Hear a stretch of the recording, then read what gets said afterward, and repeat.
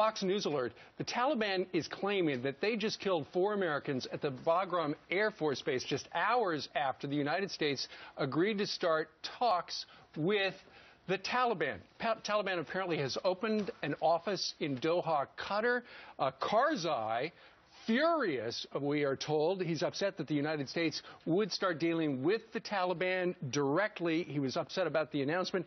And Mr. Karzai has just said no peace talks with the Taliban unless only Afghans are involved, meaning the United States needs to butt out, and the Taliban stops all of the attacks. And the president was asked about that at the press conference recently, just within the last hour, but he gave a long-winded answer, and it wasn't succinct with a yes or a no about whether or not Hamid Karzai knew that they were going to negotiate with the Taliban, or the president knew that Karzai said he didn't want to be any part of it anymore. It's a convoluted mess, right? Well, we know that Afghanistan, the Taliban, the sect that is going to be represented is Mullah Omar.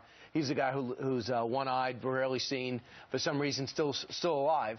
So his sect is going to be represented there. Then we heard that Hamid Karzai says, all right, I'll go meet there. And then I don't think he would do this because 4 Americans were killed. Because he seems more concerned with what, totally coincidental. It makes no sense for him to have this stance now. Who is giving the president his messaging? Because the president was praising Hamid Karzai for coming. This is embarrassing. The first question that he gets at a press conference shows that yesterday's message was totally wrong. The other part of the message is we're now negotiating with terrorists. The Taliban are terrorists. They just killed 4 of our guys. Congressman Mike Rogers, the chairman, was on with Hannity last night and addressed how we are now dealing with these terrorists directly. It's hard to understand why the president thinks that is the right cause of action with no preconditions about what that negotiation should even look like. We're going to negotiate so that we can check the box and go home. I think this could be a stain on our national character if we don't get a handle on this early on. And when you tell them what you're going to do, when you're going to leave, you've absolutely empowered those who are seeking to do you harm. When we left off, the Taliban were in power. The women had absolutely no rights. They were not allowed to work outside the home or go to school outside the home. And they were affiliated with al-Qaeda.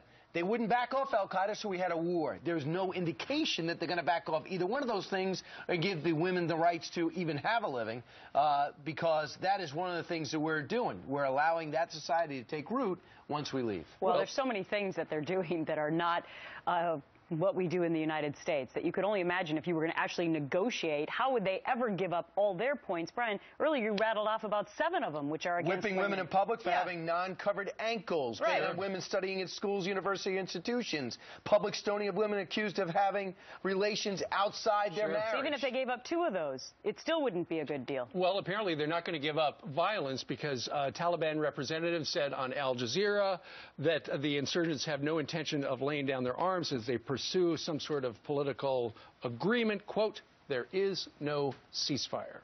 That's what you get when you deal with terrorists. Now the other story.